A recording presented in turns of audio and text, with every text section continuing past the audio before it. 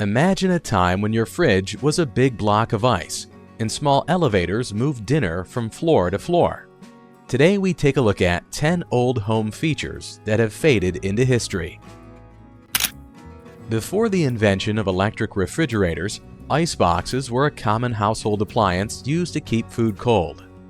An icebox, also known as a cold closet, was a non-mechanical refrigerator that became popular in the early 20th century. It worked by placing a large block of ice in a compartment at the top, and the cold air from the ice would circulate down to keep the food in the lower compartments cool. These ice boxes were made with hollow walls lined with materials like tin or zinc, and packed with insulating materials such as cork, sawdust, or straw. People had to regularly replace the melted ice, usually by buying new ice from an iceman. The design of the icebox allowed for longer storage of perishable goods, without the need for other preservation methods like smoking or drying. Transom windows are small windows you find above doors in many older buildings. They were really popular before air conditioning and heating systems became common. These windows could open to let fresh air in and help with ventilation, while still keeping the room secure. They were high up, so they also let in more light without compromising privacy. To open these windows, people used special tools called transom operators. These windows are not just functional, but also add a unique architectural detail to buildings. Servants' quarters were special areas in large houses where the staff lived and worked. These quarters were common from the late 17th century to the early 20th century.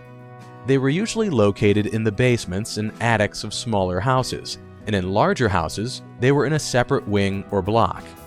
The idea was to keep the servants close to where they were needed, but also out of sight from the main areas of the house.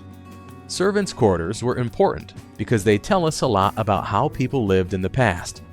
They show the differences between the rich and their servants and how this changed over time. Coal chutes were an essential part of many Victorian homes, especially before the widespread use of electricity. These chutes were usually located in the foundation wall and were made of metal. They had a hinged door that opened to an angled tunnel where coal trucks would deliver the week's fuel. The coal was dumped into a special room in the basement, next to the furnace, and these rooms often have walls stained black even today. For homes without a coal chute, coal was carried in wheelbarrows or bags by workers known as lumpers. In wealthier homes, a device called the Riley stoker was used, which transported coal directly from a hopper to the furnace without manual shoveling. Before indoor plumbing was common, wash basins and pitchers were essential in homes. A washstand, usually made of wood like mahogany or walnut, held these items. It was a small table or cabinet with legs, designed to hold a wash basin and a water pitcher.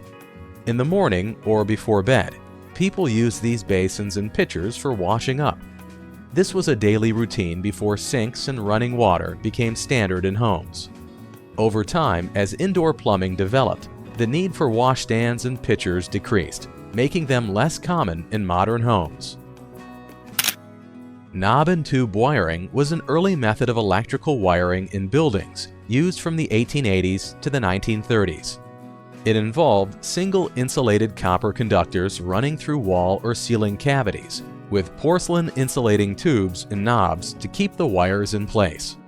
This type of wiring was common because it was less expensive than other methods at the time. However, it had some drawbacks, like not including a safety grounding conductor and being susceptible to mechanical damage. Over time, as electrical demands in homes increased, knob and tube wiring became outdated. Today, it's mostly a thing of the past, replaced by more modern and safer electrical wiring systems. In the 18th and 19th centuries, having a parlor in your home was a sign of social status. The parlor was where families would meet guests and show off their best furniture and art.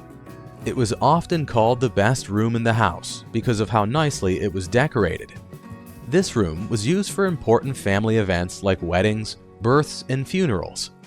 The room was often kept closed when not in use, to keep it clean and ready for visitors.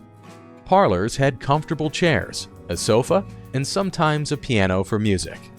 Over time, as homes changed and got TVs and other entertainment, the parlor became less common and turned into what we now call the living room.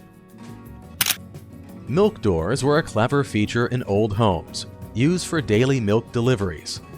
Back before everyone had refrigerators, almost every family got fresh milk delivered right to their door. These small, two-way insulated doors were built into the walls of homes and apartments. The milkman would place the milk in these cubbies from outside, and people could get it from the inside without going out. This was super handy because it kept the milk safe from animals and thieves, and it was easy for the homeowner. Milk doors were a big deal back then, making life easier for families before modern supermarkets and refrigeration changed everything. Dumbwaiters are small freight elevators used to carry items, especially food, between floors and buildings. They were very popular in multi-story homes and are still found in some modern structures like restaurants and schools. Before electric motors were added in the 1920s, they were manually operated with ropes and pulleys. The mechanical dumbwaiter was invented by George W. Cannon in the late 19th century. These devices were designed to be smaller and less capable than passenger elevators, typically handling loads of a couple hundred pounds. Dumbwaiters helped in transporting laundry, food, and other items, making it easier to move things around large homes and buildings. In the past, especially in large homes during the 19th and early 20th centuries, a butler's pantry was an important part of the home. It was a special room or area between the kitchen and the dining room, used mainly for storing and preparing to serve meals. The butler's pantry was where items like silverware, china, and large serving dishes were kept. It was also used for tasks like cleaning silver and counting items. In some homes, the butler even slept in the pantry to keep the silver safe.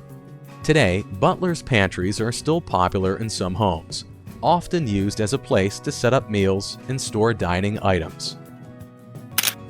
Picture rails were a clever and stylish way to hang pictures in old houses. These rails were strips of molding that ran along the walls near the ceiling. People would use hooks and wires to hang their pictures from the rails. This was really handy because it meant they didn't have to put holes in their plaster walls, which could be easily damaged. Picture rails were not just practical, they also added a decorative touch to the rooms. They were especially popular in homes built in the 19th and early 20th centuries, showing how people back then combined usefulness and style in their homes. If you enjoyed this American Rewind video, go ahead and watch the next one. And remember to like and subscribe, it really helps a small channel.